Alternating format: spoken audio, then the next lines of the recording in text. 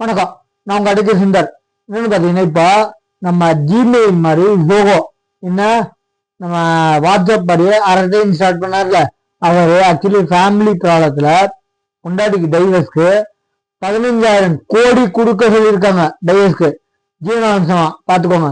நம்ம இந்தியால பரவாயில்ல, 15,000 கோடி எங்க போகுது?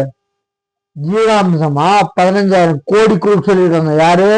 ஸ்ரீதர் வேம்புன்னு சொல்ற நம்ம ஜோகோட சிஓக்கு. எப்பேற்பட்ட பாருங்க, அந்த பொண்ணுக்கு செட்டிலுங்க. அந்த பொண்ணோட வாரிசுல 3 வாரிசு தலைமுறைக்கு செட்டில். என்ன எப்பேற்பட்ட இது பாருங்களேன். என்ன சொல்றேன், அந்தந்த அந்தந்த கண்ட்ரில எந்தெந்த மாதிரி கோர்ட்டு எப்படி பண்ணான்னு பார்த்துக்கோங்க. நம்ம இந்தியால ஆக்சுவலி எவ்வளவு இருக்குன்னு பார்க்க மாட்டாங்க. அந்த பொண்ணுக்கு எவ்வளவு தேவைன்னு பார்ப்பாங்க, அதை கொடுப்பாங்க. சரிங்களா? எக்காந்து கூட என் கையில காசே இல்லைன்னு சொல்லாதீங்க. அந்த பொண்ணுக்கு என்ன தேவையோ அது கொடுத்தே ஆகணும்.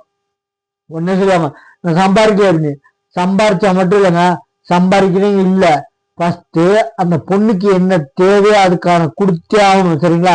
அதுதான் கோர்ட்டோட தர்மம். என்ன அதுக்காக கொடுக்க மாட்டேன், கல்யாணம் பண்ணிட்டு குழந்தை பெற்றுக்கிட்டா அதெல்லாம் இல்ல. ஜீவனாம்சம் அழிவணி என்னன்னா, அந்த பொண்ணுக்கு முடியாத பட்சத்துக்கு தான் கொடுக்க வேண்டியது. அதுக்காக சொகுசு வாழ்க்கை எல்லா கோர்ட்லயும் நிறைய கோர்ட்ல கேட்டிருக்காங்க கேள்வி. என்ன மாணவரே கேட்டிருக்காங்க, என்ன மானபங்கமா கேட்டிருக்காங்க. மானபங்கன்னு அந்த பொண்ணு இதுல ஏமா வாழ்றதுக்கு என்ன கேளுமா, வாரிசுக்கு வாரிசு வாழ்றதுக்காக கேட்காதுமா, செட்டில் ஆகுறதுக்கு இல்ல, செட்டில் ஆகுறதுக்கு நீங்க நான் போய் பிச்சை எடுப்பான்னு நிறைய கோர்ட்ல கேட்டிருக்காங்க. என்ன புரிஞ்சுக்கோங்க, கோர்ட் ஆணு பொண்ணு சமம். நீங்க சம உரிமை வேணும்ன்றீங்களா, கோர்ட்ல எல்லாருமே சம உரிமையை தான் பார்ப்பாங்க. ஆணும் சரி பொண்ணும் சரி. சரிங்களா? நம்ம சேனலை சப்ஸ்கிரைப் பண்ணி பாருங்க. தேங்க்யூ.